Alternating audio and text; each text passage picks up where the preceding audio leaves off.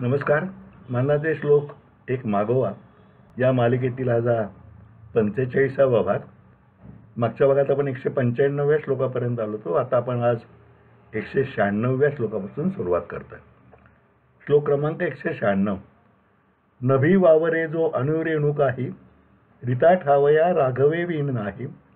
तया पाहता पाहता तेची झाले, तेथे लक्ष आलक्ष सर्वय बुडाले. परमात्म्याच्या व्यापक स्वरूपाचे वर्णन करताना समर्थ म्हणतात की आकाशामध्ये जे धुळीचे कण असतात त्यातही परमात्मा आहे. इतकेच नाही तर कोणताही लहानात लहान असा सूक्ष्मात सूक्ष्म असा कण घेतला तरी त्यातही परमात्मा भरलेलाच आहे. तुकाराम महाराजांनी भगवंत भेटल्यानंतर भक्तसुद्धा कसा सर्वव्यापी होतो हे सांगताना म्हटलेलं आहे, अनुरणीय ठोकळा तुका आकाशा एवढा. बारक्या अणूपासून ते आकाशापर्यंत भगवंत भरलेला आहे. आणि तुकाराम महाराज म्हणाला की मी तुका स्वतः एवढाच भगवंत एवढा विशाल झाला, कारण तो भगवंताशी एकरूप झालेला आहे. परमभक्त अशा प्रल्हादाच्या गोष्टीतही हेच तत्व सुलभ रीतीने सांगितले आपण मागं पाहिलंच आहे. जेव्हा हिरण्यकश्यपूने प्रल्हादाला विचारले की तुझा देव जर सर्वत्र भरलेला आहे तर या समोरच्या खांबात आहे का, प्रल्हादाने उत्तर दिले की होय, तो परमात्मा सर्व त्रिभुवन व्यापून आहे. त्यावर हिरण्यकश्यपूने त्या खांबाला बहु कोठा आहे तो देव असे म्हणत लाथ घातली आणि तत्क्षणी कडकड आवाज करीत खांब दुभगून गेला आणि त्यातून भगवंत नृसिंह रूपाने प्रगट झाले आणि त्यांनी हिरण्यकश्यपूचा वध केला असा तो कथाभाग आपल्या सगळ्यांना माहीत आहे. जगामध्ये भगवंत नाही अशी रिकामी जागाच नाही. रिता ठावया राघवे विण नाही. तो सर्व चराचर सृष्टीत भरून शिवाय पुन्हा स्वतंत्रपणे त्याच सृष्टीचा स्वामी म्हणून उरलेला आहे.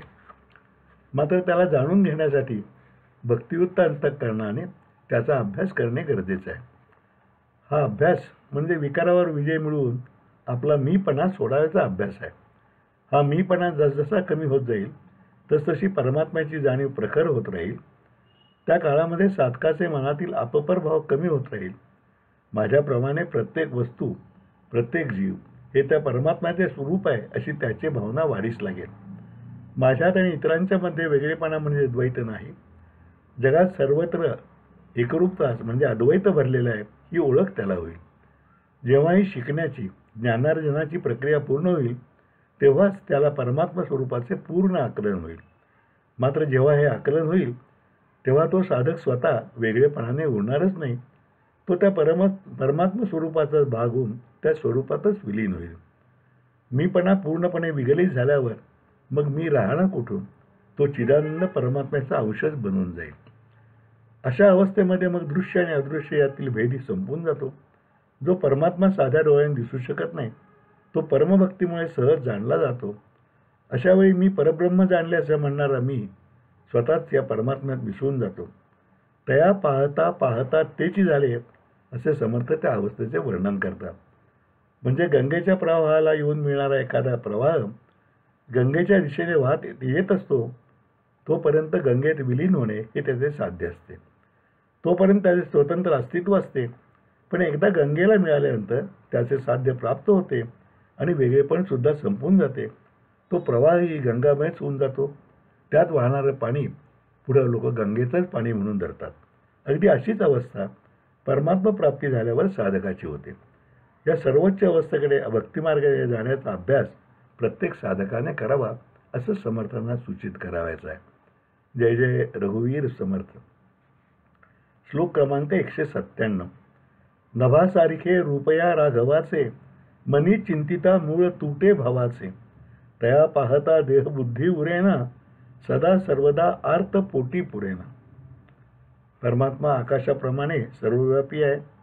त्याच्या विशाल रूपाचे वर्णन करताना समर्थांनी आकाशाची उपमा पुन्हा पुन्हा वापरली. आपण अनेक श्लोकांना बघितलं की समर्थ राघवाला नभासारखा विशाल असं म्हणतात. आपल्यासारख्या लोकांना सोपं व रोजच्या वरातील उदाहरण सहजपणे समजेल हे देण्याचाच त्यामागचा समर्थांचा उद्देश आहे. शिवाय दुसराही अर्थ जरा विचार केला त्यातून निघू शकतो असं मला वाटतं.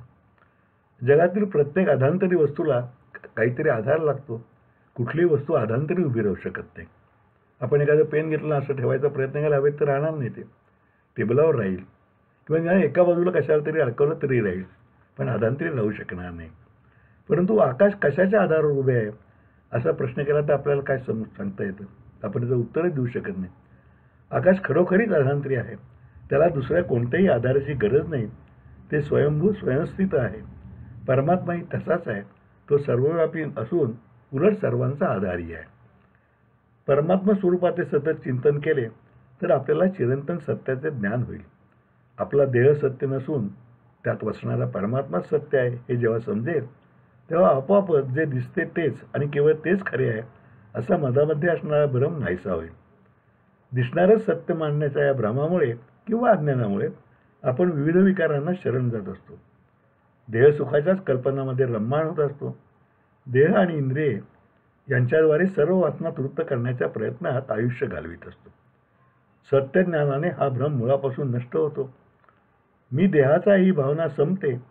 परमात्म स्वरूपाचे ज्ञान झाल्यावर आपोआपच देहबुद्धी नष्ट होते आणि तिची जागा आत्मबुद्धी म्हणजेच आत्मज्ञान घेते. ही अतिशय भाग्याची अवस्था आहे. यामध्ये साधकच परमात्म स्वरूप बनतो. खरं म्हणजे अशा अवस्थेमध्ये परमात्मा वेगळा राहत नाही असे म्हटल्यावर त्याच्या दर्शनाची सतत इच्छा धरणारा मी तरी वेगळा कुठून राहणार? जीव आणि शिव यांची भेट झाल्यावर ते एकरूपच होऊन जातात. तेथे पाहणारा आणि पाहावयाची वस्तू, साधक आणि साध्य हे दोन्ही एकच होतात. या एकरूपत्या जो चिरंतन आणि अनुपमेय असा आनंद आहे तो कितीही भोगला तरी न संपणारा असा अवीट आहे. येथे सूक्ष्मपणे या श्लोकात सूक्ष्मपणे दुसऱ्या आणि तिसऱ्या प्रश्नाच्या उत्तरी समर्थन दिलेले आहे. परमात्मा जर भक्तीशीच एकरूप आहे आणि आकाशासारखा सर्वव्यापी आहे तर तो गेला आणि आला असे नाहीच. त्याला जाणे येणे नाहीच. तो सदैव आहेच आहे. निळ्या नभाचे स्वरूप माझ्या रामाचे होरूप. ही मी केलेली कविता आहे छोटी. निळ्या नभाचे स्वरूप माझ्या रामाचे होरूप. सर्व सृष्टीवरी छाया देते नभ करी माया. सर्व सृष्टीवरी छाया देते नभ करी माया. रामराया समदृष्टी. रामराया समदृष्टी भक्ता लागी कृपादृष्टी. परी दोहोंची तुलना नसे साध्य कधी कवना. परी दोहोंची तुलना नसे साध्य कोणी कवना. नभाचा करता श्रीराम सृष्टीचा धरता ही खून. नभाचा करता श्रीराम सृष्टीचा धरता ही खून. नभ आहे त्याची माया. नभ आहे त्याची माया. नभ व्यापुनी तो वेगळा. नभ व्यापुनी तो वेगळा. जय जय रघुवीर समर्थ. श्लोक क्रमांक 198. नभे व्यापिले सर्व सृष्टीच आहे. रघुनायका उपमा तेनच आहे. दुजेविण जो तो हा स्वभावे. दुजेविण जो तो हा स्वभावे. तया व्यापकू वर्थ कैसे म्हणावे.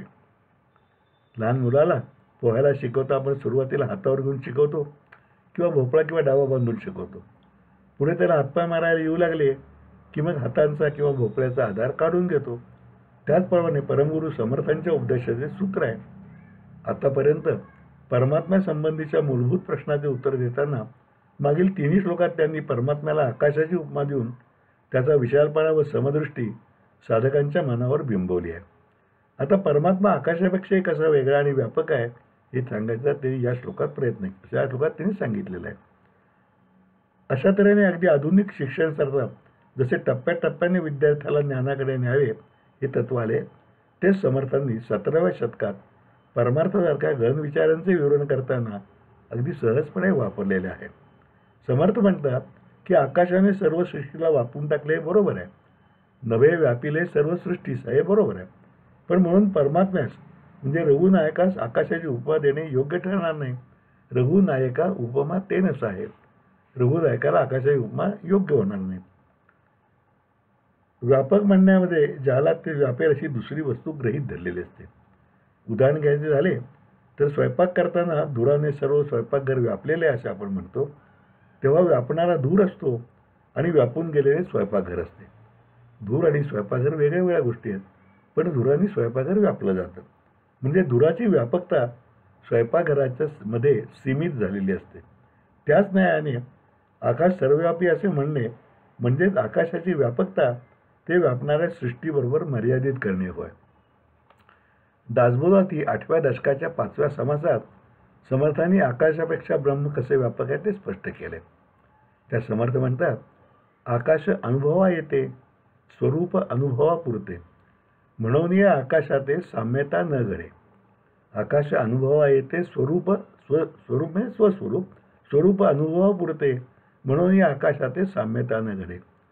दुग्धासारिखा जळांश निवडू जाती राजहंस. दुग्धासारिखा जळांश निवडू जाती राजहंस, तैसे स्वरूप आणि आकाश संत जाणते. राजहंस जसा दूध आणि पाणी वेगळेपणाने वेगळे करू शकतो, तसे ब्रह्म आणि आकाश यात साम्य वाटले तरी संत ते वेगळेपणाने जाणू शकतात. परमात्म स्वरूप हे एकच आहे. ते सर्वत्र चराचरात पसरले आहे. मग ते व्यापणार कशाला? परमात्म्याच्या ठिकाणी किंचितही वेगळेपणा नाही. तो सर्व चराचर भरून पुन्हा शिल्लकच राहिलेला आहे. त्यामुळे त्याने जे व्यापावायचे असे काही शिल्लक नाही. म्हणून मग समर्थ म्हणतात की परमात्म्याला आकाशाची उपमा देणे किंवा त्याचे आकाशाशी साम्य सांगणे किंवा त्याला व्यापक म्हणणे ही सुद्धा व्यर्थ आहे. परमात्मा या सगळ्यामध्ये राहून पुन्हा शिल्लकच आहे. दुजेपणे जो तोची तो हा स्वभावे, तया व्यापकू व्यर्थ कैसे म्हणावे, असं म्हणून समर्थ या श्लोकाचा समारोप करतात. जय जय रघुवीर समर्थ. श्लोक क्रमांक 199. अतिजीर्ण विस्तीर्ण ते रूप आहे, तिथे तर्क संपर्क तोही नसाहे. अति गूढ ते दृढ तत्काळ सोपे, दुजे विण जे खूण स्वामी प्रतापे. परमात्मा स्वरूप हे अतिशय पुरातन आहे. एखादी वस्तू जुनी असली की तिला आपण जीर्ण म्हणतो, अतिजीर्ण म्हणतो. अतिजीर्ण म्हणजे अतिशय जुनी या अर्थाने परमात्मा स्वरूप पुरातन आहे. खरे तर सर्व सृष्टीचे तेच उगमस्थान असल्याने ते चराचर सृष्टीच्या पूर्वीपासून आहे. काही वेळास म्हणून त्याला सनातन असेही म्हटले जाते. जसे कोणत्याही अपत्यापूर्वी त्याची माता अस्तित्व असते, तसेच या सृष्टीचा उद्गाता परमात्मा सृष्टीहून पुरातन असलाच पाहिजे. त्याचप्रमाणे परमात्म स्वरूप या सर्व त्रिभुवनाला व्यापून पुन्हा 4 अंगुळे उरणारे असे विशाल आहे. एखादी वस्तू सदैव असणारी असली की तिचे अस्तित्व आपण गृहीतच धरून चालतो आणि त्यामुळे ते अस्तित्व वेगळेपणानं आपल्या लक्षात येत नाही. आपल्या घराच्या दारात समजा एक पिंपळाचं झाड आहे. आता पिंपळाचं झाड सुद्धा नवीन पिढीला शहरातनं बघायला दुर्मिळ झालेलं आहे. पण पूर्वी बरेचदा लहान गावातून दारात पिंपळाचं झाड असे किंवा मागच्या दारी पिंपळ असे. ज्ञानेश्वर माऊलींनी सुद्धा पिंपळाचं सुरेख वर्णन ज्ञानेश्वरीत केलेलं आहे. आपलं हे झाड जर अंगणात असलं तर ते आपल्या दृष्टीपटलावर आणि मनाच्या प्रतिमेमध्ये इतके मुरून गेले असते की ते झाड हे आपल्या जाणीतच येत नाही. मात्र काही कारणाने ते झाड पडले की मग मात्र ती पोकळी प्रखरपणे जाणवत राहते. तसेच हे सनातन आणि विशाल परमात्म स्वरूप आपण जाणून घेऊ शकत नाही. तर्कबुद्धीनेच ते माहीत करून घेण्याचा प्रयत्न नेहमीच तोकडा पडतो. कारण खरं तर ते समजणे नसून जाणण्याचे आहे. त्यामुळे ऐहिक गोष्टीमध्ये गुंतलेल्या आपल्या बुद्धिमत्तेची मजल परमात्म्यापर्यंत पोचू शकत नाही व ते रहस्यमय गूढ वाटत जाते. वास्तविक परमात्म स्वरूप हे अत्यंत पुरातन, विशाल आणि स्थिर आहे असे सांगून समर्थ म्हणतात की ते जाणणे केवळ सद्गुरूच्या कृपेमुळेच शक्य आहे.